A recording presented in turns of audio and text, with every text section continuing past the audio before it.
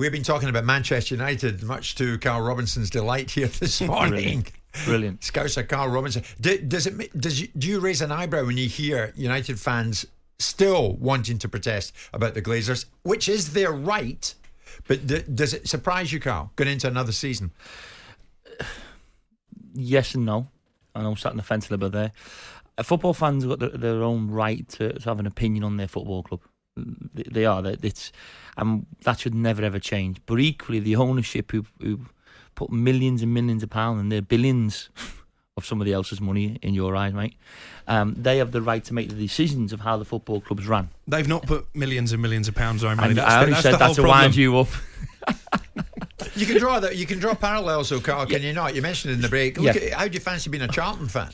Well, it's funny. When I went into Charlton, the first game with my daughter was the one when the pigs got through on the pitch. Yeah. Then we had the taxis thrown on the pitch, and I almost immersed myself in trying to understand why. I went and met Ron. I went and met the fans. I needed as a manager. I wasn't from here or this side of the river. I didn't understand the reasons why they were protesting. I didn't understand the historic element of it, whether it be the finances or the emotion that's led towards it, or maybe some of the disciplines, the stuff with the backroom staff they got rid of. Whatever it was, I needed to find that out, and I needed to find a happy medium in between the fans and the ownership. I also feel, and I said this to you off air before, I do think there's a little bit of a way out for players when you've got unrest. Yeah, I really I'd agree do. with that. I'm not just saying that as a collective. There'll be some players that won't have one problem with it at all. They'll still play to their peak levels week in, week out. But I do feel there's certain players that will use that as an excuse, because when you're not playing well and you're losing games and fans get on your back, it's hard to play. But when the fans are getting on the owner's back, is there a slight way out for players? And I think sometimes some players do use that. And you're conceding that, Alex, that at times players use that? I think so, yeah. It gives you an excuse. If all the attention is on the owners, it's same when a manager is under pressure. I'm sure quite often players hide behind that. Yeah, I mean, it wasn't the Glazers who lost 7 at Anfield, was it? Oh, what a day. No, it wasn't. Were you there? No, I was in the studio presenting a programme, sat opposite Adebayo Akinfenwa, who's a massive Liverpool fan. It was horrendous. He's a little bit like a lot of the United fans live down south. So whether Alex likes it or not, I mean, they have spent nigh on 180 million quid on the 3 players, Højlund coming in, and before him Onana, and before him Mount. But United fans are still going to protest. So the 14-point gap, I'm keen to find out from United fans about how they go about bridging that. And will they bridge that between themselves and City at the end of last season? Glenn's a big United fan. Glenn, good morning. Good morning, Jim. How are you? I'm good, thank you, mate. I mean, you sound hacked off before you even start. I mean, 14 points a gap between yourselves and City. I think the 3 of us are agreed United will make a dent in that this season. Do you agree? I think it will be difficult, Jim. A number of things. One, Liverpool will be improving. They're looking at improving their midfield and have done already. City aren't standing by and doing nothing. They're also recruiting, as are Chelsea. So everybody's recruiting. You're making it sound as if United are the only ones that are taking on transfers. But one thing, though, Jim, you do seem to be alluding to the fact maybe that the Glazers are good owners. What is your opinion of the Glazers? Great question. I don't really have any opinion about the Glazers, but they're not the first, and they won't be the last to operate on a debt basis. If they bought nobody and United were looking at relegation last season, I think you'd have a case.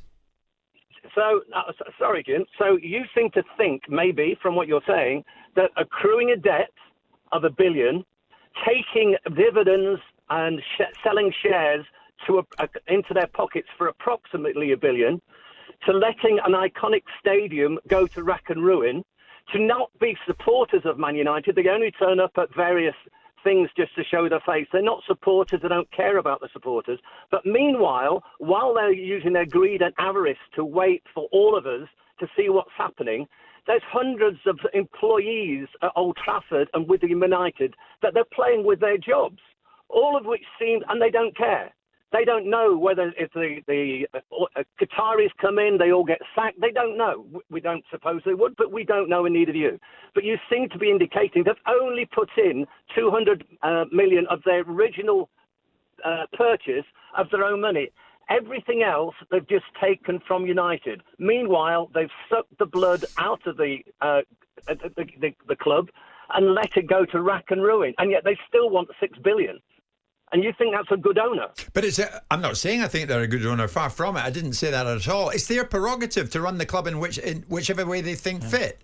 And that's exactly what they're doing. And I go back to what I just said, Glenn. If they hadn't spent a bean and United were plummeting in the Premier League and looking at relegation last season, it'd be absolutely all over them. And don't forget, Glenn, I attempted to speak to Abraham Glazer, straight after the Carabao Cup. And I couldn't do it. And he was too arrogant. No, he wasn't arrogant. He would have done it. But I was pretty much shut down by the people around him. The bottom line is, you've just got to suck it up, Glenn, have you not? It sounds harsh, but until they sell, nothing changes. Of course it doesn't change. But what we're saying is morally, okay, legally and financially, they may well be right. But morally, there's people that put their lives into this club. The fans, that for them, it isn't just a club. They live to go and support United. That's and not yet just what Manchester you're United, saying is... That's not just Manchester United, that's every fan right across the country. I agree. And every fan is right to protest against their owners if they're not happy with them. 100%. Otherwise, you end up with situations where where football anybody's sat here bust. disagreeing with the fact the way they've run the business is wrong. I think the question that we asked at the beginning of the show was, will they going to make it dent to Manchester City? And yes, with the money that they're spending, they will. That's a good point, actually, Carl. Right? Glenn, get back to the original question. Will they cut the 14-point gap, United, on the pitch? Let's concentrate on the pitch. On the pitch, it's... I think that on the pitch is a diversion to the real problem, which is the Glazers. We will try, but as I just said originally, everybody will be investing to improve because, unfortunately, it's money that counts. Look at the Newcastle takeover. They're doing it properly. City are doing it properly, but they're all looking to improve. It'll be difficult. It'll be great if you can stay in the top four. Ten Hag's doing a fantastic job. He inherited the worst United side in Premier League history. Don't forget, that's the worst Premier League points we had last year.